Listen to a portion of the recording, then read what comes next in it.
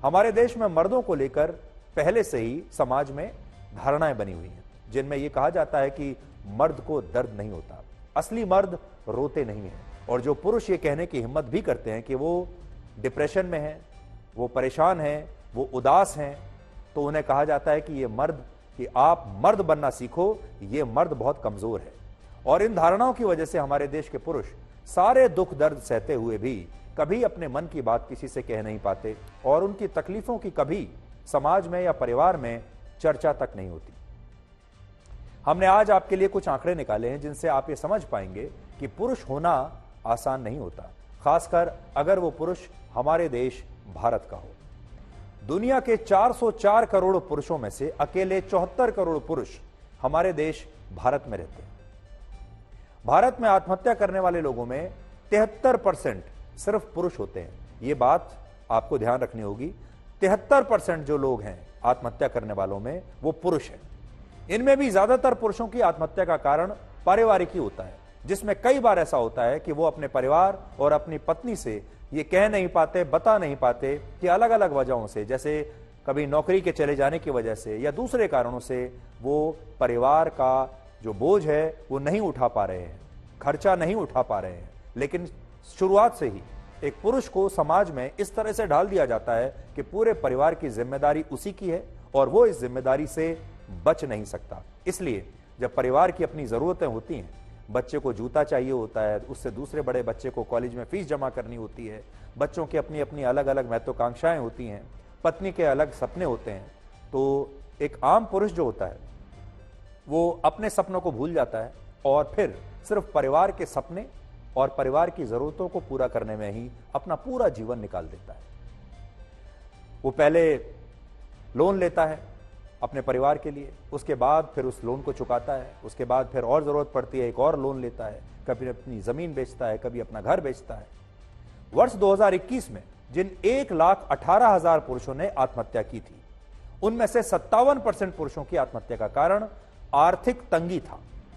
और यहां बड़ी बात यह है कि हमारे देश में ज्यादातर परिवारों की आर्थिक जिम्मेदारी पुरुषों के कंधों पर ही होती है, फिर चाहे कोई पुरुष इस जिम्मेदारी को उठाने के लिए तैयार हो या ना हो।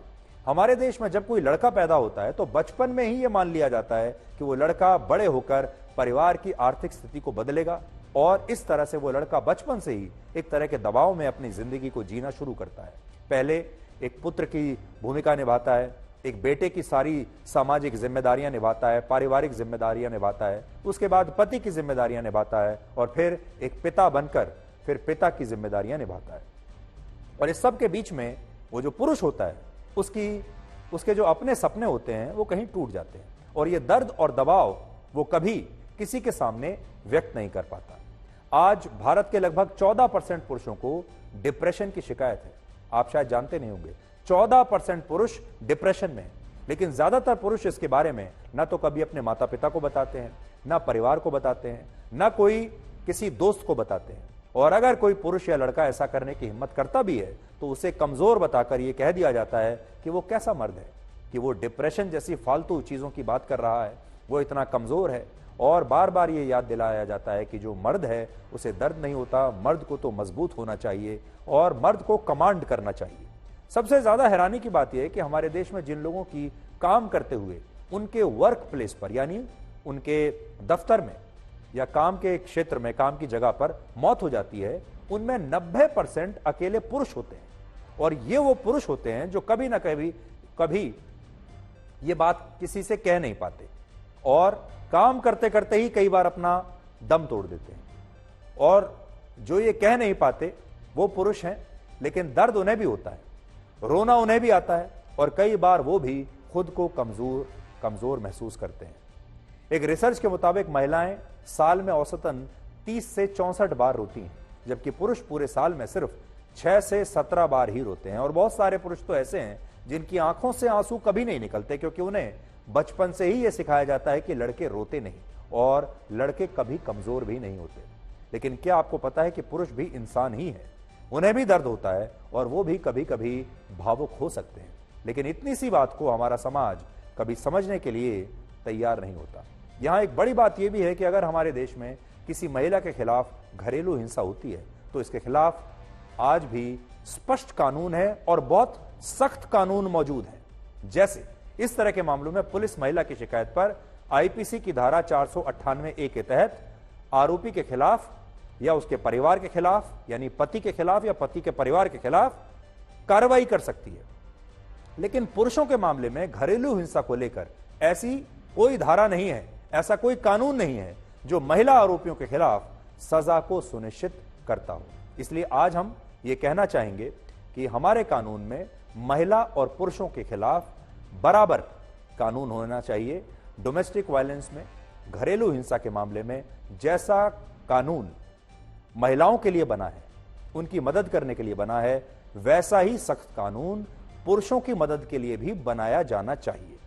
आपने अक्सर ऐसा देखा होगा कि बच्चों को जिस तरह का प्यार अपनी मां से मिलता है, वैसा खुला प्यार अपने पिता से नहीं मिल पाता। और ज्यादातर आज भी आपने देखा होगा परिवारों में पिता खुलकर अपने बच्चों से भी प्यार नहीं करता। पिता की एक अलग छवि बना दी जाती है और वो छवि एक बहुत सख्त पिता की होती है। एक ऐसा पिता जो बहुत भावुक नहीं होता, एक ऐसा पिता जो अपने बेटे को, अपने या बेटी को बहुत गले भी नहीं लगाता। खास तौर पर अपने बेटे को तो दूर से ही पिता प्यार कर लेते हैं, कभी ठीक से गले भी नहीं लगाते हैं। और इसी तरह की जो परंपराएं हैं वो चलती चली जाती हैं। और इसका कारण यह है कि पुरुष अपनी भावनाओं को व्यक्त करने में बहुत संकोच करते हैं और उन्हें हमेशा इस बात का डर रहता है कि अगर उन्होंने खुलकर अपनी भावनाओं को व्यक्त कर दिया तो उन्हें उनका परिवार, उनके बच्चे, उनकी पत्नी और समाज उन्हें जज करेगा और उनके बारे में कोई ना कोई धारणा बना ली जाएगी। और अगर वो ज्यादा भावुक होंगे तो उन्हें कमजोर मान लिया जाएगा। और घर में, क्योंकि वो फैमिली के हेड हैं, हेड ऑफ द फैमिली हमारे देश में पुरुष को माना जाता है, तो पुरुष को तो सख्त होना ही पड़ेगा। पुरुषों की इस पीड़ा को आप इस बात से समझ सकते हैं कि आप में से ज्यादातर लोग ये बात तो जानते होंगे कि हर साल दुनिया में एक दिन महिलाओं को समर्पित होता है, जिसे हम इंटरनेशनल विमेंस डे कहते हैं या अंतर्राष्ट्रीय महिला दिवस के तौर पर उसे मनाते हैं। और जब महिला दिवस आने वाला होता है उससे पहले ही पूरी दुनिया में और हमारे देश में भी तैयारियां शुरू हो जाती हैं और लोग सोशल मीडिया पर और वैसे भी बहुत सारे संदेश लिखते हैं। लेकिन आप में से बहुत सारे लोगों को यह नहीं पता होगा कि पुरुषों के लिए भी दुनिया में एक दिन समर्पित किया गया है, जिसे हम इंटरनेशनल मेंस डे के रूप में मनाते हैं, अंतर्राष्ट्रीय पुरुष दिवस। लेकिन यह दिन हर साल 19 नवंबर को मनाया जाता है, यानी इसी महीने यह दिन आया था 19 नवंबर को।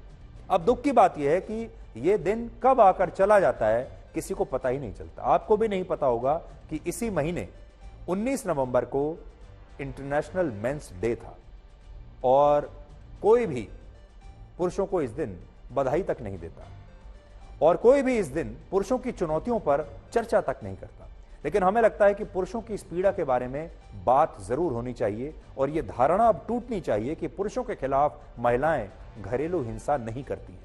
यहां एक विडंबना यह भी है कि हमारे देश में शादियों के बाद घरेलू हिंसा की घटनाएं भी सबसे ज्यादा होती हैं हमारे देश में, भारत में। और हमारे देश के लोग हर साल सबसे ज्यादा शादियां करने का भी वर्ल्ड रिकॉर्ड बनाते हैं।